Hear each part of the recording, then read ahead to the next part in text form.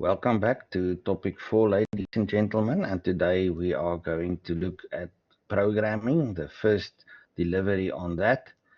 And we will be looking at some standards and some background theory that is required to be understood before you can really jump in and program PLCs successfully. Today's topics, two of them, programming languages and standards, we will look at that, and controller functions in programming. And both are introductory of nature, so there's nothing difficult about today. Just concentrate and you will be the wiser afterwards. For those of you that have programmed PLCs before, many of this will not be news, but please bear with us. Right, programming languages and standards. We will review that part. The question begs to be answered, why would there be standards for programming PLCs? And the idea is that through the years, there have been many manufacturers producing PLCs, and they each had their own way of programming the PLC. There was one kind of standard language called ladder diagram. Ladder diagram is a direct derivative of the way in which relay logic are drawn, the engineering drawings of relay logic. So if you take the engineering drawings of relay logic and you convert that into a programming language, the idea was that all the electricians of the time that knew ladder logic by heart would then very easily understand the programming language, which looks extremely similar, and hence ladder diagram was born. But ladder diagram, being as good as it is, has limited use today when you want to link to databases and do communications and all kinds of things. You can do it in ladder logic. The functions do exist. But in my personal view, it becomes a bit clumsy if you want to connect to databases and do string searches and all kinds of things in ladder logic. Being possible, yes. Being nice to do it that way, perhaps not. So there are room for other standards, other languages which can be used to program PLCs. And there's definitely room for standards because you do not want to be trained in one kind of PLC and then not be able to move across the industry because the rest of the industry uses other manufacturers of PLCs.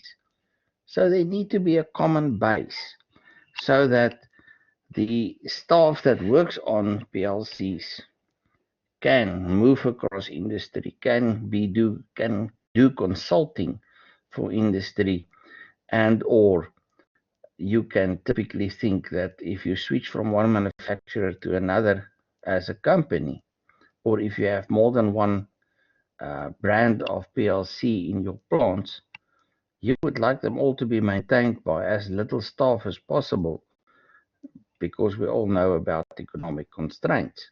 So there are many reasons why you would need standards for programming PLCs.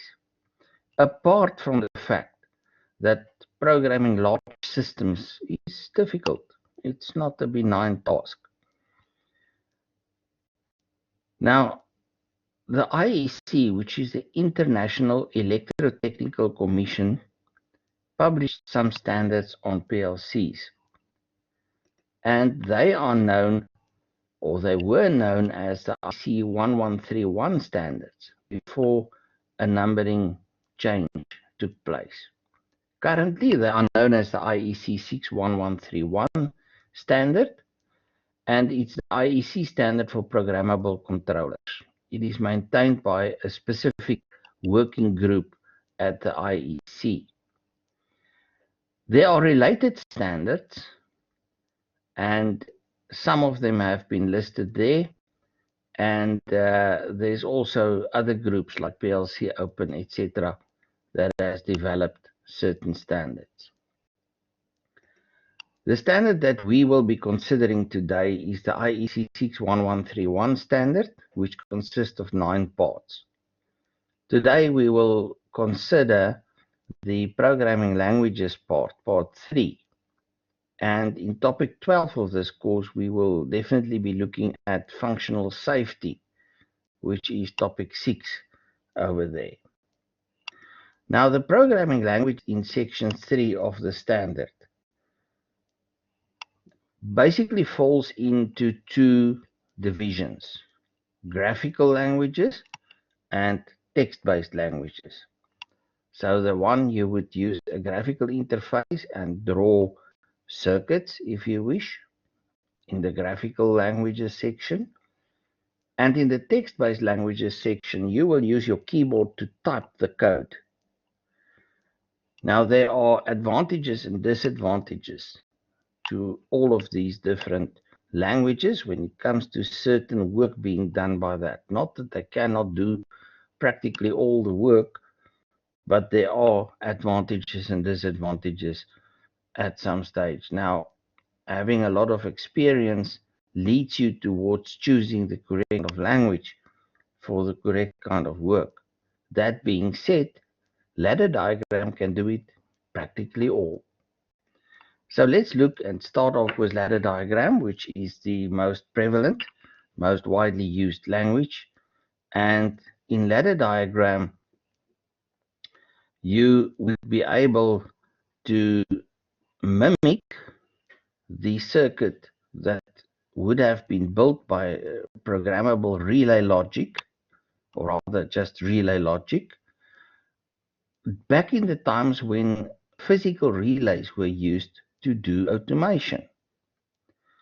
So ladder diagram developed from relay logic, and hence it looks a bit like relay logic. So when you look at the ladder diagram, you will see that there are power rails. Whether the red is on the right-hand side or the left-hand side doesn't really matter. Fact is that if you complete the circuit, you will energize the load. Now, the input on these circuits are always more to the left-hand side, and the outputs more to the right-hand side. And when I say more to the right or more to the left, there can be more than one load. So in general, loads to the right-hand side, inputs to the left-hand side. So the upper part of this drawing over here is the relay logic drawing of a little control system. This is the classic little control system where you've got a start and a stop push button, and the status of the output, which is K in this example, is fed back as an input in the same circuit. Therefore, when you press the start push button, you complete the circuit over at the top. The stop push button is a normally closed push button, and therefore the circuit is now complete. K will be energized. The moment that K is energized, its contact K at the bottom here becomes closed. So this is now a closed circuit.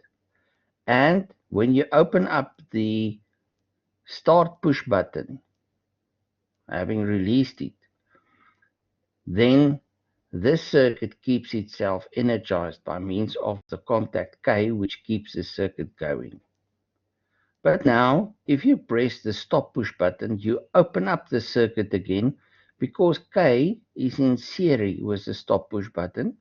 So if the push stop button, no, that's the other way around, isn't it? The stop push button is opened up, then the load K is not energized anymore. Its contact K cannot keep the circuit closed anymore, and the circuit returns to the inactive state. So hopefully I explained the functionality of this little circuit in a way that you can understand it. So the top part is the relay diagram, That is the diagram that the electricians of the time originally knew by heart.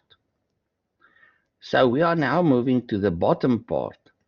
And the bottom part is the ladder logic equivalent. So this is the circuit that you will program into a PLC to do a similar function. Now, if you look at the top and bottom part, you can see some resemblances. A normally open push button, such as the start push button, would be shown as two parallel vertical lines, resembling the contacts in an open state. You can also see that a normally closed push button is resembled by two vertical lines connected to each other, resembling a normally closed push button. The relay coil is replaced by a symbol which is just a bit open, two brackets, a left hand and a right hand bracket, but still the idea of a load, a coil of a relay in this instance being on the right hand side. And also the normally open contact of the same coil to the left hand side, keeping the circuit energized after you've released the start button. Now have a look at the load and the contact of the load. In other words, load K, which is the coil on the right hand side, and the contact K on the left hand side. And you will see that they have exactly the same name, the same label referring to both of them. If you do not use the very same label, you will not be referring to the status of the same device, the same coil or load K. So they need to have the same name in order to be the same component or parts of the same component, namely the coil K and its associated contact K. Right, so remember that one. So whenever the circuit is completed from left to right, the load in such a line is energized. Now I'm going to clear this diagram again and introduce a new term to you. Such a line of code which leads to the output on the right hand side is called a rung. It's like the rungs of a ladder. Think of a ladder, two verticals and a lot of horizontal steps. You can also call them steps, or you can call them rungs, the rungs of the ladder. And because this is ladder diagram, this is called rungs, the horizontal parts of it. So let's continue. A ladder diagram, therefore, is a graphical representation of a physical circuit. On top is the physical circuit, and at the bottom is the PLC representation of it in ladder logic. Such ladder logic has certain conventions. When ladder logic is executed as code, it is taken to be executed from the top to the bottom, and in each rung, when it's the turn of that rung, execution is, or code is executed from left to right. Each rung must always start with an input, and note that you can just continue and connect a coil in ladder logic like that. In other words, this is the output side over here, and it's just connected to the input side. What does that mean? It is an input. It is the power rail on the left-hand side, so it's always true. So it's not dependent on a contact. It's just always there. It's always true. If you just draw a line from the left-hand side, connect it to a load on the right-hand side. And then when you get to the last rung, there must be an end to your program, or if this is a sub-program, then a return to return you to the main program. However, when you do a ladder logic small program, you typically would not need to add the end statement, so to speak, or the return statement, because it will just be the few instructions that you execute, and the end is implied. So it's not always present, the end or the return at the bottom of a ladder logic program. Now, the inputs on a rung can also be called sensors, because typically this senses what is going on in the plant that you are controlling or automating. Now, the plant that you control or automate is also known as the field. So you will sometimes see a reference to the field, meaning that it's either the sensors or the actuators that's out there in the field. In other words, in the plant that you are currently controlling. Now, in that plant, when you are looking at discrete logic, you will typically have normally open kind of sensors which is in its normal state, an open circuit. So in its abnormal state, that is when it is energized, when you physically push the push button, or when a mechanical cam comes and alters the state of a switch, then when this is normally not connected, it's an open circuit, it's a normally open switch. The not normal position or abnormal position will then be when you push the push button, or when a mechanical cam, for instance, actuate your switch. Right, the next one is a normally closed contact. Whether it's a push button or a mechanical sensing switch or part of a relay, doesn't matter, but it's normally closed, meaning that if it's not energized by some means, by a press of the finger or whatever, it will be a closed circuit. It will be a contact that is closed. On the output side, we have similar notions. When we have a normally inactive coil, it means that only once the circuit is complete will this coil be activated. Normally, it's not activated. Its counterpart at the bottom is the normally active coil. It's a coil which is energized when you are not actively energizing it. So it is the inverse of the top one. So the top one will be activated if the circuit is completed. The bottom one is activated unless the circuit is completed. It's just the opposite. It's, in logic terms, the not function of that output. And it seems to be weird to have a coil that is active when it's not a complete circuit, but we need the not circuit or the not option in circuits, as we sometimes need that not to be implemented. Now, when ladder programs are executed, and this is the very same rung drawn twice. Listen again, it's the same rung drawn twice. At first pass, we will typically evaluate the rail at the top, and in the second pass, evaluate the alternate path.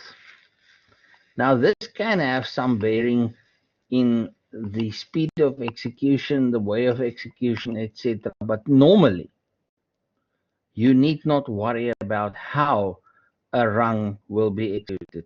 just know that it will be executed eventually, and that any part of the rung can influence the outcome of the rung. Now, what you can also interpret from this sketch is that PLCs have scan cycles. In other words, they start their programs every now and then. The time associated with every now and then is the time of a scan cycle. Now, every time a scan cycle starts, we execute the program. Now, if you look at this sketch, it says in the first scan cycle, the push button for start was closed. In a subsequent scan cycle, the start push button was released, and what keeps this circuit going now is the feedback of the coil with the same name being activated that keeps the circuit running. This will become more clear to you as we look at circuits in the tutorials, in the software, and simulate it and see how it works. Conventions of a ladder diagram is necessary because we all need to be on the same page, and you need to understand the same things of a PLC as the manufacturer understood. So to easily remember many of these conventions, just think along the following lines. The contacts that you see in ladder logic can typically be push button inputs, whether they now come from the sensing of mechanical devices, whatever the case may be, just think of them as a push button input. The outputs are usually, well, it was in the classic sense relay coils, but just think of it now as a light bulb. The light bulb can be on or off. And the presence of a slash in that symbol indicate the inverse of the normal state. So looking back at, I think, let's go back one set of slides. Now this is sufficient. Looking at this, you can see that when there's a slash across the input, it is the opposite of an input that does not have a slash. So therefore, just remember that having a slash through an input or an output gives you the opposite of the normal condition. Devices are shown in their normal condition, i.e., a switch which is normally open will be shown as open, and the switch which is normally closed will be shown as the switch with the slash through it, and the slash connect the points, and therefore it's normally closed. A particular device can also appear in more than one rung of a ladder. Example, a relay with switches. A sensor can appear in more than one space, and some letters and numbers are used to indicate these devices uniquely. Remember, I said earlier that the tags must be identical to refer to the same device. And the way in which you identify a particular input or output, the notation that is used, is typically particular and dependent on the specific PLC vendor. So there is no recipe about how the labels are assembled or what inputs and outputs should be called. The way the symbols look are standardized, but the labels which they are called by may vary from manufacturer to manufacturer. Now we get to some logic functions, and we will go through a whole set of them.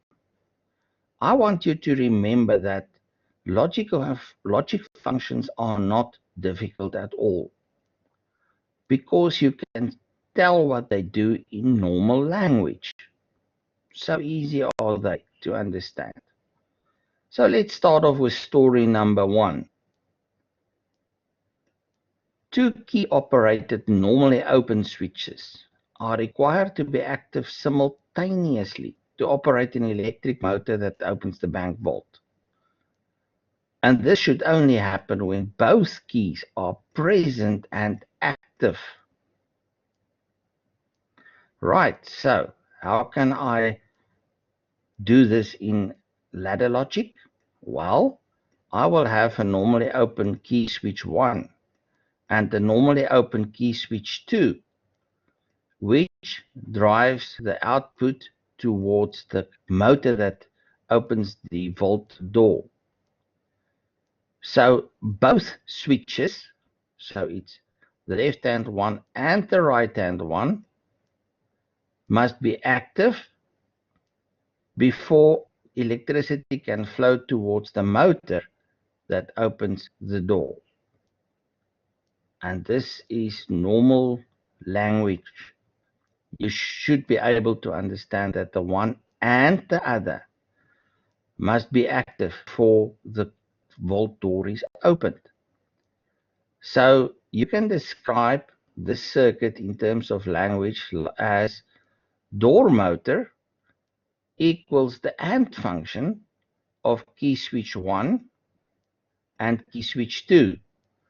Graphically, there's key switch 1, key switch 2. The fact that they are drawn in series is the AND function, and the door motor is the output of the specific circuit. So the AND function, when it is presented to you in the form of a truth table, is just a mathematical representation of what we understand under the AND function in normal language. So it's no more difficult than understanding normal English. So both A and B need to be active before the circuit is completed. We draw it in ladder logic as two contacts in series, which represent a AND function. Now, when we want to have the opposite of a normal input, then we need to draw a diagonal line through that contact, the slash that we spoke about earlier. So this now makes a normally open contact into a normally closed contact, which is the opposite, the NOT function. So let's see what the story behind this is. The story we have here says a compressor is inhibited from starting at night by, and sorry for that spelling mistake, by a day-night switch. But day-night switches on when it is dark, which is the wrong way around. So now we use the day-night switch to give us the input, but in the circuit we draw it as a normally closed switch, which it is not in practice. But because we draw it as a normally closed switch, we get the opposite function of what it normally does.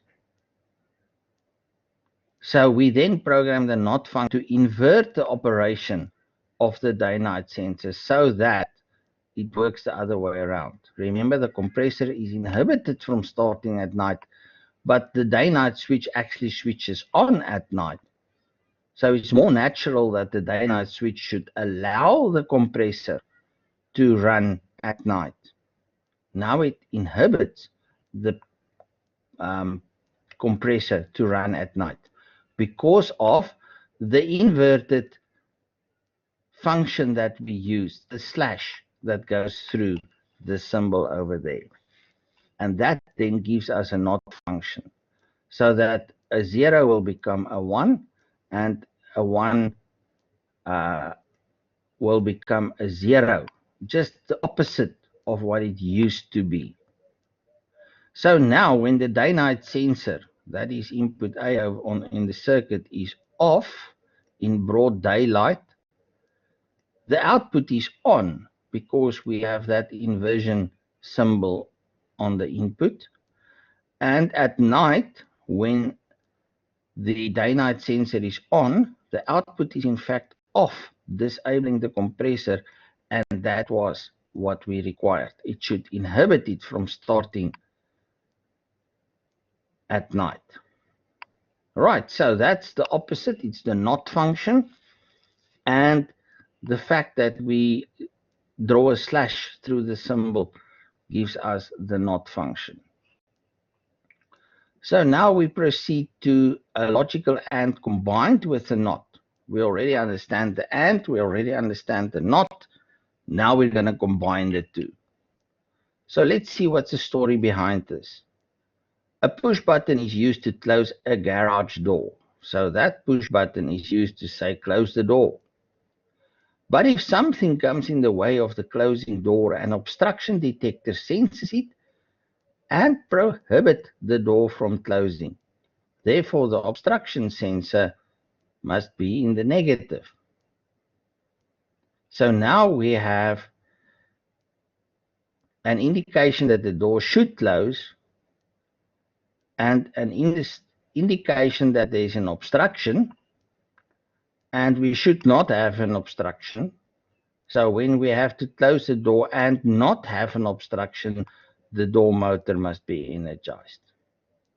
So therefore, the one input is in its normal state, the other input is inverted, and that will give us the correct output. So how does this work now? The door motor is a combination of the closed door signal, but not the obstruction signal. So there should be no obstruction when you have a closed door signal before the door will be closed by the motor. So again, it's English. You can write an essay about logic. The fourth logic function is the OR function. Now, it says two normally open contacts can trigger a car's power door locks to unlock. On the interior of the car, there is a switch inside the door handle. And on the exterior of the car, we have a remote receiver and the remote, of course, in the hand of the owner. The unlock solenoid gets power to unlock when any one of the two contacts or both are closed. So you can simultaneously unlock the car from inside and with the remote system. So it's either or. It's either the exterior or the interior unlocking function, which will unlock the car. Right, so I hope you understand the OR function, and you represent it in what we call a truth table, the mathematical representation of that, to say when both are inactive, the output will also be inactive. But if any one of the inputs or both are active, the output will also be active. And it is as easy as. How is the circuit constructed in ladder logic? There is the classic drawing in ladder logic. Either input A or input B or both can energize the output. Either A or B or both. Right, so it becomes more complicated when we combine these different functions. We already know about the AND function, we already know about the NOT function. But did you know that an AND function followed by a NOT is equivalent to an OR function, the one on the right-hand side there, preceded by two NOTs, or all the inputs inverted? If you only have two, then 2 like in the drawing over there. How does the output look? Well, first of all, on the AND function, we had that the output will only be active if input A and input B are active. Now we say the opposite. We say the output will be inactive only when both inputs A and B are active. How do we get to that? We do have a normal AND function, but we invert it. We say, take the NOT of that input function. Now comes the interesting part. Because these two drawings at the top are identical, in other words, an AND followed by a NOT is identical to an OR preceded by all its inputs in the negative.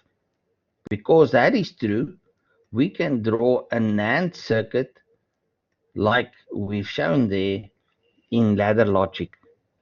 Invert both inputs and OR them together. OR is inputs in parallel. Negated, the NOT functions, is the slashes through the input lines, the input sensors. So having a NAND function is equivalent to having an OR function with the inputs inverted. Now, a NOR function would be an OR function followed by a NOT. In other words, it's a normal OR function, but the output suddenly got inverted. It also gives the opposite of the normal OR output. In other words, where the normal OR output would be that once any one or more inputs are active, the output will be active. In this case, the output will be inactive for the same circumstances. So this is an OR followed by a NOT, which incidentally is equivalent to an AND preceded by all its inputs negated. So if we draw an AND setup, which is 2 inputs in series or 3 or 4 inputs in series, depending on the amount of inputs, and we negate each one of those inputs, we exactly have a NOR implemented. Right, so let's recap before we go to this one. What have we learned? We've learned about the AND function, the OR function, the NOT function, and then combinations of AND and NOT, which gives you NAND, and the combination of OR and NOT, which gives you NOR. And we also learned that if you need the output negated, you can just as well negate all the inputs and change the kind of function from an OR to an AND or from an AND to an OR once you've shifted the negation from the output to the inputs. Right, if you're still uncertain of that, practice will make it better. Unfortunately, there's only one way to learn, and it's the hard way, by repeating and investigating and repeating again and finding what works when. The exclusive OR is very much the same as the OR function, except the story goes that for an OR, when any one or more of the inputs are active, the output will be active. For the exclusive OR, there's an exclusion. If all inputs are active, the output will not be active. But the output will be active if either of the inputs are active but not both simultaneously. Then and only then will the output be active. And it will also be inactive when all the inputs are inactive. But when we get to the active part, not all the inputs may be active. If any one of the inputs are active, the output will be active. Now that's for a 2-input XOR gate. Usually we don't take XOR gates beyond 2 inputs. It becomes a nightmare. So let's stick to this at first. How is it implemented? Weirdly enough, an XOR gate can be represented by the structure shown there. How does it work? Well, it's an OR gate preceded by 2 AND gates, and the AND gates alternatively have one of the inputs inverted. Remember how an AND gate works? The output will only be 1 if both inputs are active. So by inverting one of the inputs, you every time eliminate the situation where both inputs are active and produce an output on the AND gate. So if either one of the inputs are in the wrong space, then the AND function won't operate. If the AND functions won't operate, the input to the OR will both be 0 and the output will be 0, and that is the last case we have here. So this circuit is equivalent to an exclusive OR, and implemented in ladder logic, it looks like the one at the bottom. These two in series is an AND function. These two in series is an AND function. So by having input B inverted, this says this AND equates the one at the bottom there in the drawing. Having input A inverted says the bottom circuit is the top one over there. And then because these two are placed in parallel, the OR is implemented between the top and the bottom part over there. Right, so there's actually nothing strange to logic, but you need to understand how these logic things fit together. And once you understand the story of a certain logic function, the English version of it, it becomes more clear. So the English version of an exclusive OR says that the output will be active if and only if one of the inputs are active but not both simultaneously. There you have it. There's really not much to it. Then we need to get to the place where a PLC remembers what the output must be. Because, for instance, in the start-stop circuit, the classic one at top, which we actually already have dealt with, once the start button is pushed and released, this circuit must remain on until the stop button is actuated. This version on top is called instantaneous logic. It means that this output will be evaluated every scan cycle that the PLC has. At the bottom is the functionally equivalent memory-based version of the same circuit. The bottom circuit says that if the start switch has been pressed, whether it's in this cycle or in previous cycles, the output will be switched on and set to the on state. That's what the S indicates over there.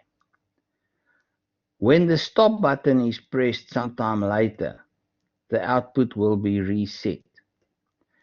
This will not lead to evaluation of the output every scan cycle, only in the scan cycles where they find this switch is activated or that switch is activated. Only then will the output action be implemented, either setting or resetting that specific output. But in the top circuit, for every scan cycle, a decision needs to be made.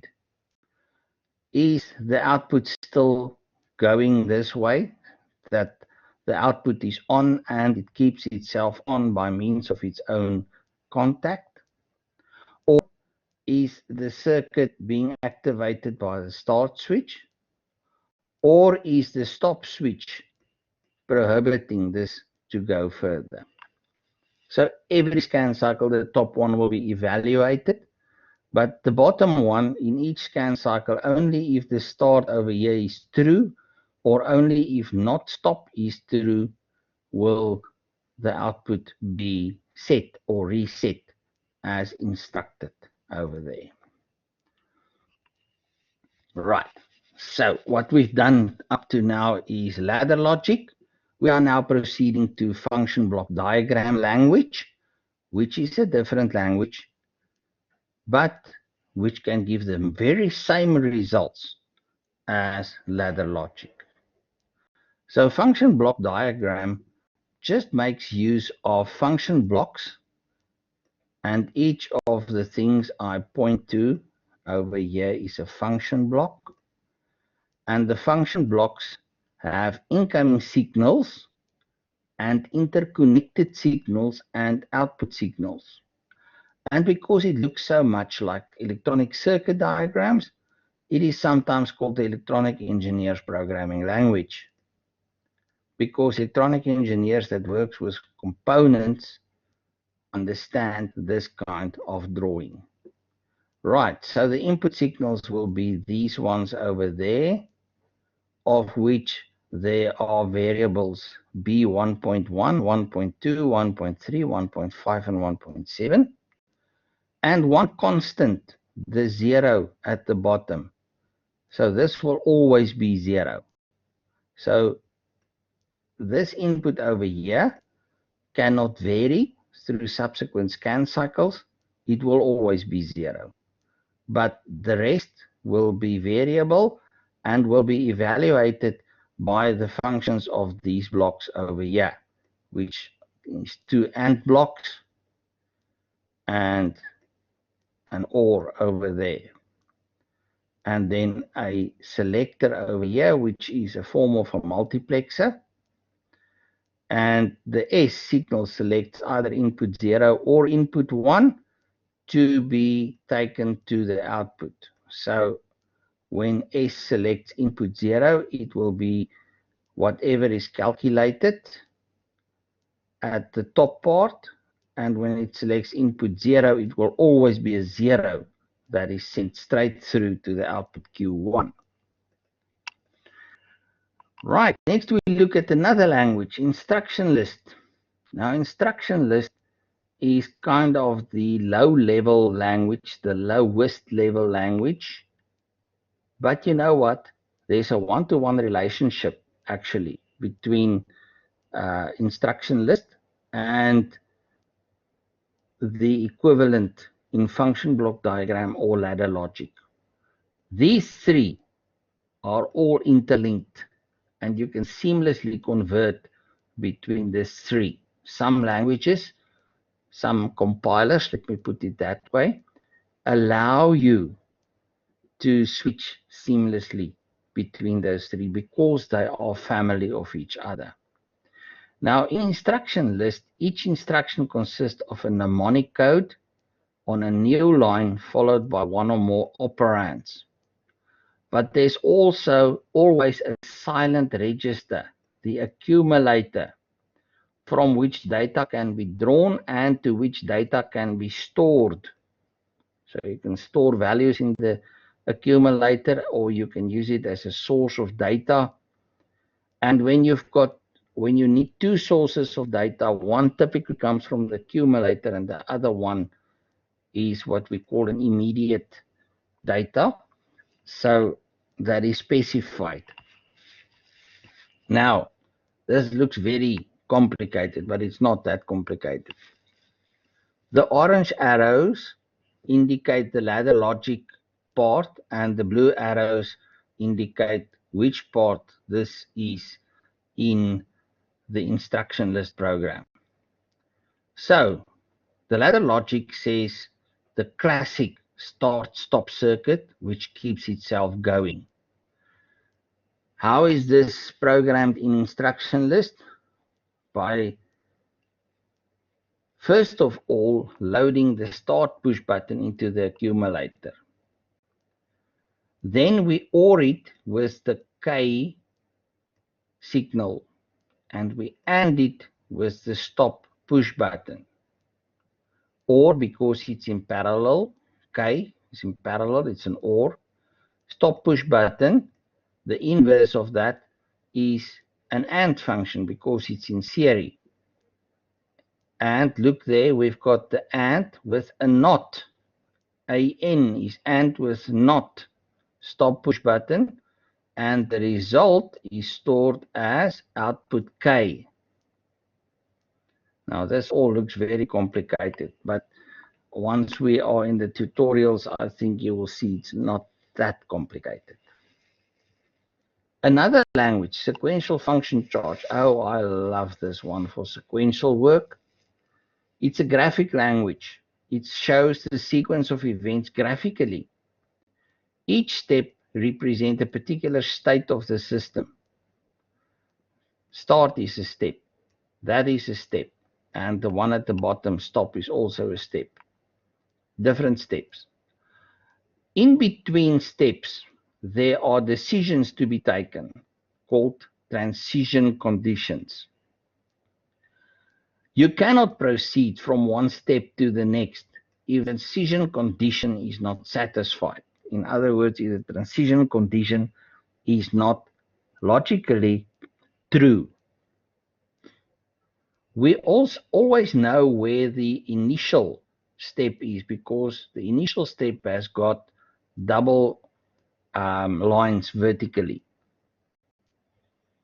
And there are only two rules, hard and fast rules, in sequential function charts. No two steps can be directly connected. In other words, a drawing like this is not on in sequential function charts. No two steps can be directly connected. What must be in between? A transition condition. It also says no two transitions can be directly connected. In other words, you cannot have a question followed by a question. Right? So something like this, one step leading to a next step, and two of the conditions in between is not good. Two steps directly connected, not good. Two steps connected by means of a transition condition is good. Right, that's the basics of the language. Once you understand that, it becomes very easy. So looking at a sequential function chart program, you need to look at the vertical bars, the vertical lines, because that will give you the flow of the program. It will indicate how the program flows. You need to look at the horizontal bars because that will tell you what stops the program from continuing. And you need to look at the boxes to the right-hand side. Those are the active outputs in that step. And you will also know where the final step is at the bottom of the drawing. Right, there are a few things that I've not put onto this slide, such as jumps and connectors and branches and that kind of stuff, but we will get to that. So sequential function chart typically looks like this. You will have an initial step. What's wrong on this one is that the initial step should have two bars. Then there's a transition. If that is satisfied, we will move on to step 1. There's a transition. If that is satisfied, we will move on to step 2. Well, in the general term, to step N. And we will only be allowed to continue to N+1 if the transition condition is true. We have not shown activities next to these blocks. We will show that later on when we do a tutorial on this. And also, what is not said at this stage and what you should keep in the back of your mind is that you can do certain work upon entry into such a block or upon exit of that block towards the next one, or whilst this step is active, you can also do a lot of work, and a lot of work can be done inside the block, in code inside, or in a block to the right-hand side. But this all will become clear once we look at some practical examples. Then the last language we will be looking at is structured text. Structured text is a derivative which strongly resembles Pascal. It's written as a series of statements. It's typed rather as a series of statements separated by semicolons. And statements use predefined operators and subroutines and things to change variables. And variables is defined values that is internally stored or that is inputs or outputs themselves. The general format of an expression is x colon equal y, where x is the one that receives the result and y is the one that is the input to the expression. Now, the input to the expression may be variables or it may be inputs themselves, and x may be a variable or an output itself.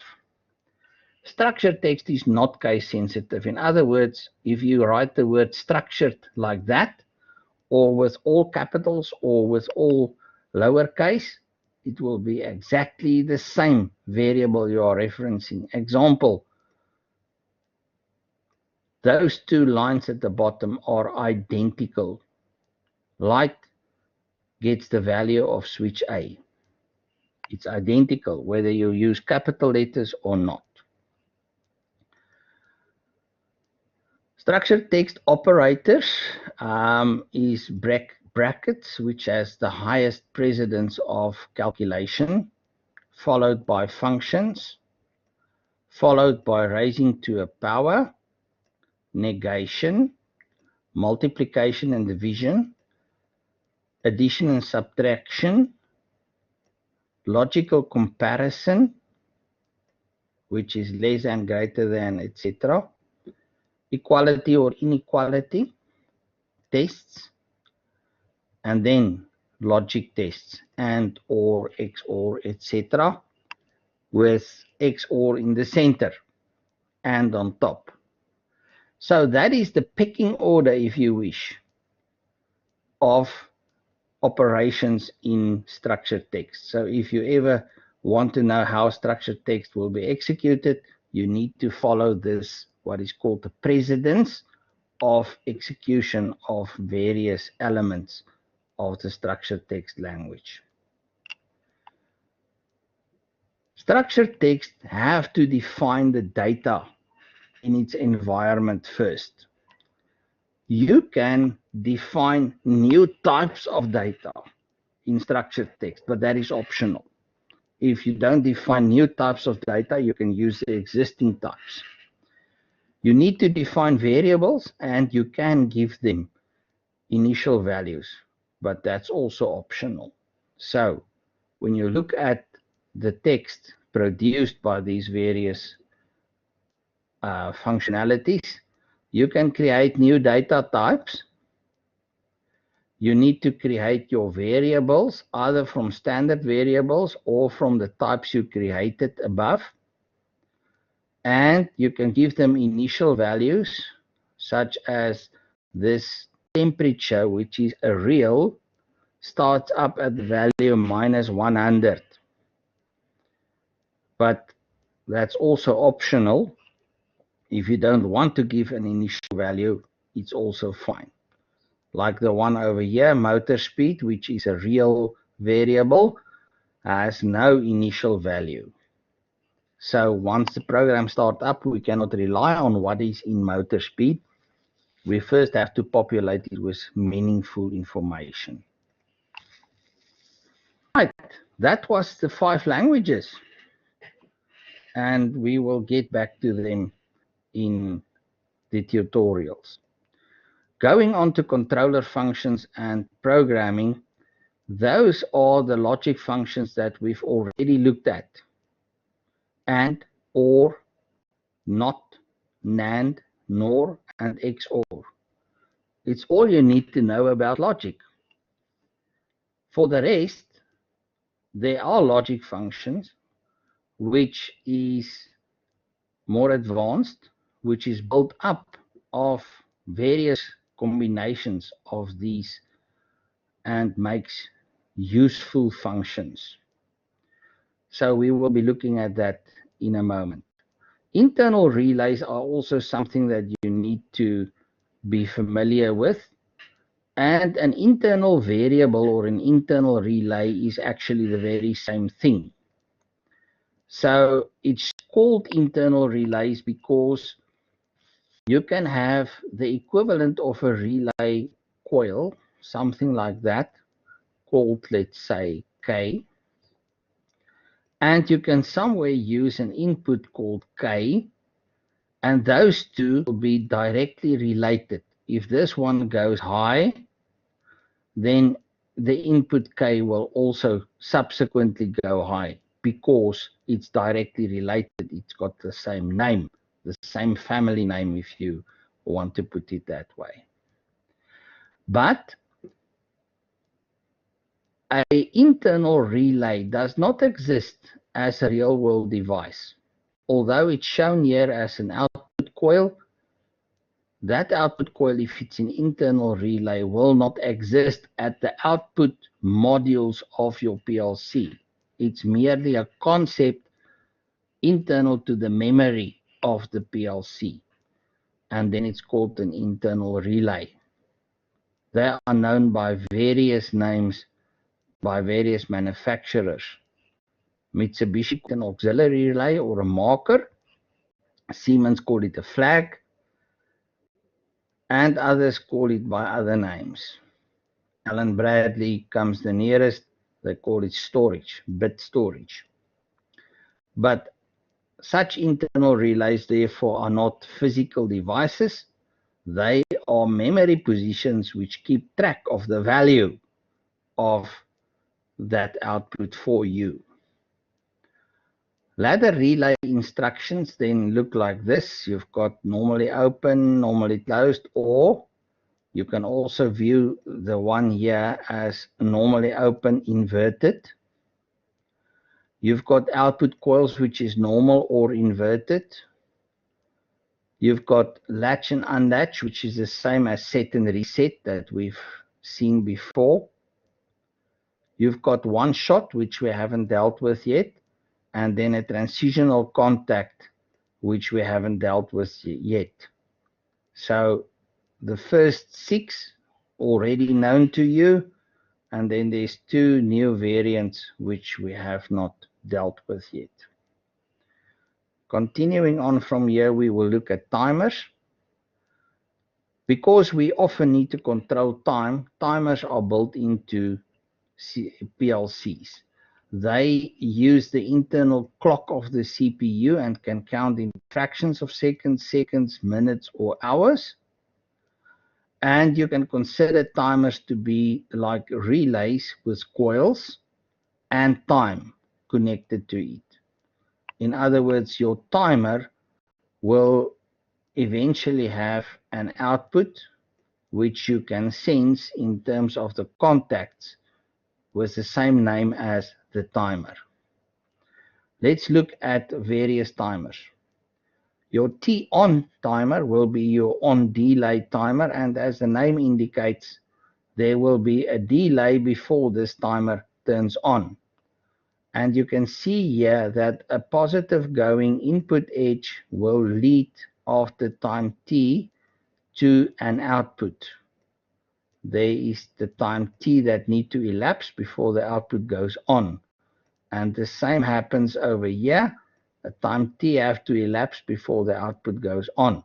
The output will go off in synchronism with the input signal of that timer going off. And this is the waveforms that we experience within the timing system. The timer, typically the symbol looks like this. And you can see, if we can explore that symbol a little bit, you will have an input which must be true or false. It is the input over there which goes to that pin. You have a amount of time to time out, which you can stipulate as 5 seconds or 5 milliseconds, etc. And you've got an output, which is the output waveform shown over here. And you've got a current time that has elapsed, which is the output shown over here. Now, the timer that we have here is a timer from CodeSys. If you want to call it in instruction list, you will do it this way. If you want to call it in function block diagram, you will do it this way. If you want to call it in structured text, you will do it the way indicated at the bottom there. This comes from the help functions of CodeSys. CodeSys is the software we are going to use in this course. And you yourself can go and find all these functions in the help system of CodeSys. So you need not despair, and you need not even keep the slides close at hand. You can always reference this. And with other manufacturers, it's the same. They all have help systems in their software. The next one is a T-off timer, which has a fixed delay between the input going off and the output going off. A time T will elapse between the input going off and the output going off. A time T will elapse. You will also see that the input T also went off here, but not sufficiently long for the output to drop before it returned to a high. But then over here, it went down, and it was down long enough for the output to also drop. So this delays the time that the output of the timer goes off. Again, examples in instruction list, in function block diagram, I almost said Facebook, but function block diagram and in structured text. Right, then we've got a pulse timer, which gives you a fixed width pulse for a duration T after the input goes high. And you will see that the input does not reset the pulse time. In other words, if the input flutters during that time, the output stays stable. But if the input is on longer than the time T, the output will only give you the pulse for the duration of time T, and that's it. Right, we also have things like the real-time clock, which can give you the current date and time, and that is built into, for instance, CodeSys that we will use. There are also counters that can count the occurrence of pulses. Now, if that pulses comes at regular times, a counter becomes a timer. So not much difference between a counter and a timer, except that the timer counts pulses at a fixed frequency, and a counter counts whatever pulses comes towards it. Counters can be upwards counting, downwards counting, or can be up or downwards counting, dependent on an input that steers them up or down. And hence, we will have up counters, down counters, or up-down counters. And again, this comes from the help function of CodeSys, and therefore I'm not going into the detail because you can access it yourself once we start off with CodeSys. We also have And this, we are going to look at a few ladder logic lines now. Arithmetic or mathematical instructions such as addition, subtraction, multiplication, and division.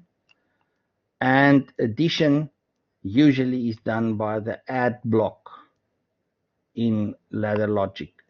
Subtraction by the sub block. Multiplication by mul. And in this sense, you have an overflow bit, because if you multiply two large values by each other, the result may be so large that it does not fit into the size of register you are working with. Or divide, and divide may also have a similar error. Either you divide by 0, or when you divide, the value is too small to be represented. Then you have instructions that allow you to load and transfer data. You can, for instance, load inputs from the digital input module into the input table in memory. From there, load it into the accumulator. Then it can go through your program again into accumulator, from the accumulator into the output image table, and from there onto the physical world outputs. So you will typically have a set of operators in any language which allows all these functions. And they can be known such as load, transfer, or move to certain memory locations. If you can load, if you can transfer, if you can move, you actually are capable of moving data in any way you would like. And that is the end of today's pre-recorded tutorial. I do thank you for attending, and I hope to see you in the tutorial section where we will dig a bit deeper into these specifics. Thank you very much. Goodbye.